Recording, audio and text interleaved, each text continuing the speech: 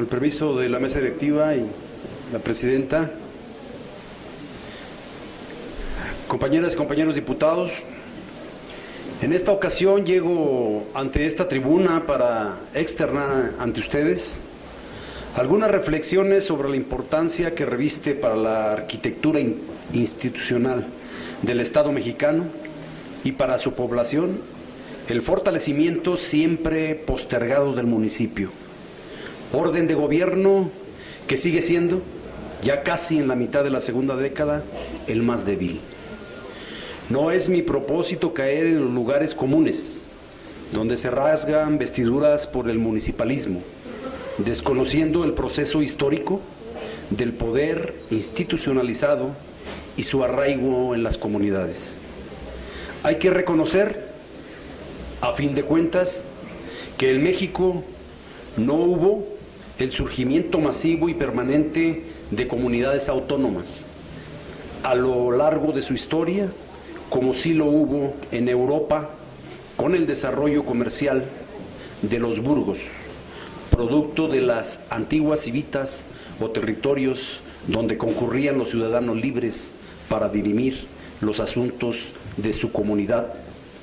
en el mundo latino,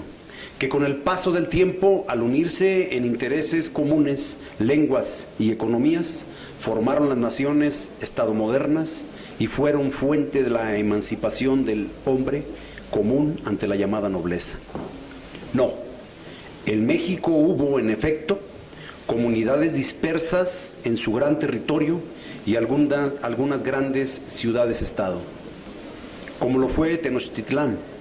la última de ellas, pero que fueron descabezadas, derruidas, destruidas por la conquista española, que a su vez impuso la fundación de ciudades y la instauración de sus ayuntamientos al servicio de su majestad, el rey, como parte de una estructura centralizada que fue el Reino de España y su representación virreinal en la Nueva España. Es decir, la comunidad sometida a la potestad de una estructura política mayor. Jamás hubo en la colonia y virreinato condiciones de autonomía o desarrollo propio, no supeditado a una comunidad mucho más amplia. Por eso, es explicable que nuestra primera Constitución, la de 1824, no contenga referencias al poder y desarrollo del municipio con su autonomía y libertad como base de una nueva estructura de poder, pues fue continuismo del modelo de poder virreinal y algunos elementos de la Constitución de Cádiz, aderezado con las ideas de emancipación y federalismo, tomado con artificialidad para los mexicanos del modelo de los Estados Unidos de América, donde fue otro el proceso histórico de poder y la comunidad. Cuando el federalismo es derrotado momentáneamente por los seguidores de un gobierno central fuerte, promulgaron en 1836 las 7 leyes constitucionales, las cuales dieron las bases de funcionamiento del nuevo régimen centralista. A través de estas leyes se dividió el territorio de la República en departamentos, estos en distritos y a la vez organizados en partidos. Las leyes de 1836 consagraron constitucionalmente a los ayuntamientos, disponiendo que fueran popularmente electos y los hubiera en todas las capitales de los departamentos, puertos con más de 4,000 habitantes y pueblos con más de 8,000. Nuevamente el orden legal del poder y la población fue piramidal y no surgió de las comunidades. La Constitución de 1857, tan valiosa por sus aportaciones respecto a las libertades civiles y la separación del Estado de la Iglesia, que rompió las estructuras virreinales sobrevivientes, tuvo un primer avance sobre el municipalismo que no dejó de ser tímido sin alterar la esencia del poder. En su artículo 72 señala: se elegirá popularmente a las autoridades públicas municipales y judiciales. El artículo 31 indica que todo mexicano debe contribuir a los gastos de la federación, estado o municipio, así que estos últimos podían exigir impuestos para sus funciones y cierta independencia económica, y el artículo 36 establecía la obligación de todo ciudadano de inscribirse en el padrón de su municipio, de tal manera que los estados de la Federación normaban y reglamentaban sus respectivos regímenes municipales. La Revolución Mexicana, con su gran transformación social, trajo a nuestro país el deseo de formar el municipio libre, de darle un nuevo sentido a la estructura político-administrativa de la nación, que a la postre la tendencia centralista y los propios intereses del poder ahogaron el cambio de la pirámide. El Congreso Constituyente de 1917 elaboró el artículo 115 de la Constitución que dio nacimiento al municipio libre,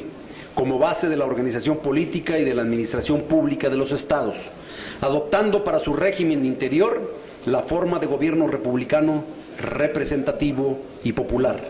tendiendo como base de su división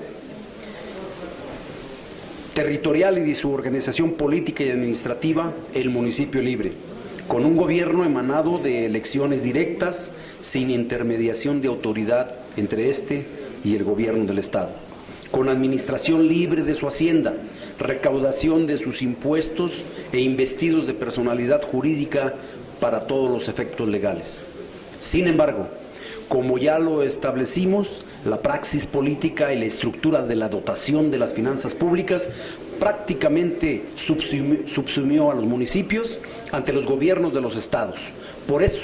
en 1983 fue necesario nuevamente legislar para aumentar la fortaleza de los municipios con reformas al 115 constitucional.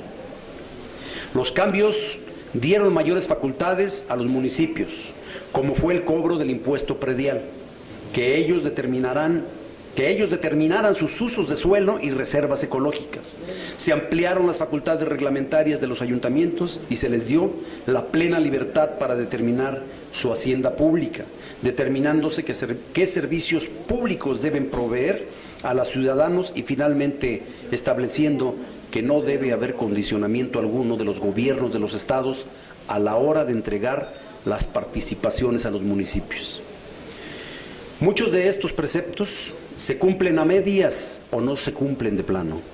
pues siguen existiendo deficiencias o limitantes que no permiten el despegue de los municipios o persisten las condiciones culturales de cacicazgo desde los poderes estatales por tratar de subyugar a los ayuntamientos e imponerles los criterios del Ejecutivo Estatal. La historia de las localidades, la dinámica de las propias comunidades y las necesidades directas de las poblaciones con las condiciones propias de nuestro siglo en comunicaciones y vínculos económicos, sociales y políticos nos muestran que si bien el municipalismo no es un producto desde la perspectiva política del poder, surgido desde la sociedad misma del todo, sí debe ser base de la estructura de gobierno y convivencia por su condición de racionalidad. Los problemas de la gente, sus anhelos, sus aspiraciones, sus posibilidades se generan, desarrollan y resuelven en sus propias comunidades y por ello debemos, si queremos ser un país de avanzada, fortalecer esa vida comunitaria desde la municipalidad. A principios de este mes, la alcaldesa de León, licenciada Bárbara Botello Santibáñez, fue nombrada presidenta de la Confederación Nacional de Municipios, CONAM, organización que agrupa a los 2.457 presidentes municipales del país y los 16 jefes delegacionales del Distrito Federal, lo cual significó la oportunidad para los guanajuatenses, siempre defensores del municipalismo, de integrarse al gran debate nacional sobre el camino que debe seguir el fortalecimiento de estas unidades básicas del Estado mexicano. Con la presencia del secretario de Gobernación, Miguel Ángel Osorio Chong, y los presidentes de los principales partidos de México, quienes en conjunto se definieron como amigos o aliados del municipalismo, además de reconocer el espíritu municipalista del presidente Enrique Peña Nieto, se ponderó la necesidad de una reforma constitucional municipalista, adicional a la reforma política, que dote de más fuerza a la gestión municipal, donde los recursos económicos sean distribuidos con mucho más y mayor equidad y donde se propicien las condiciones necesarias para que el desarrollo local sea el soporte del desarrollo nacional. En este contexto, es muy cierto que los municipios deben hacer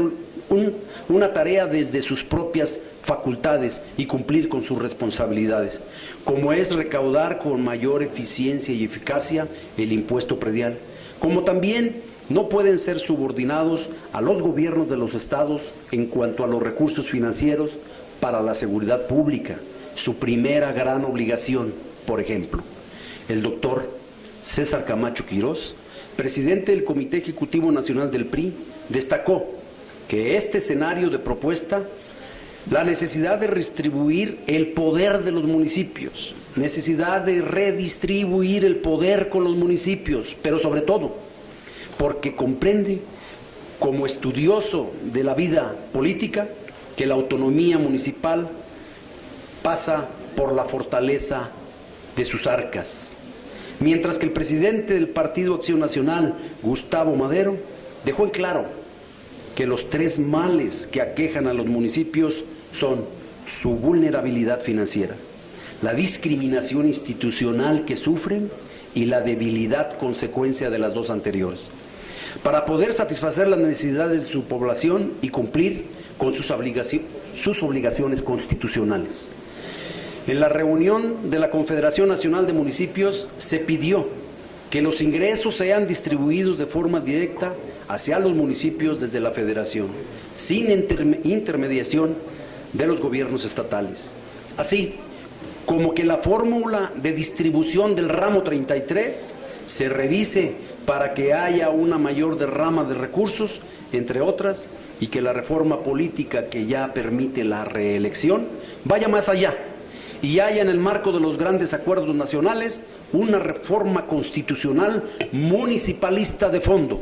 Este último propósito lo tiene contemplado y muy claro en su agenda la licenciada Bárbara Botello Santibáñez, presidenta de la CONAM. Propósito que seguramente materializará en beneficio de los municipios de México. A pesar de nuestra historia centralista, los mexicanos tenemos la oportunidad de generar una nueva arquitectura institucional y dar su lugar al municipio en la transformación nacional. Por ser nuestra comunidad básica, por ser el lugar donde desarrollamos nuestras vidas y nuestras aspiraciones, conmino a este Congreso del Estado y al Ejecutivo del Estado a ser parte de este proceso y hacer lo que nos corresponda para hacer de nuestros municipios entes capaces de otorgar el bienestar que merece su población, con respeto a la dignidad y capacidad de cada comunidad. Por su tiempo, tolerancia y atención prestada, muchas gracias.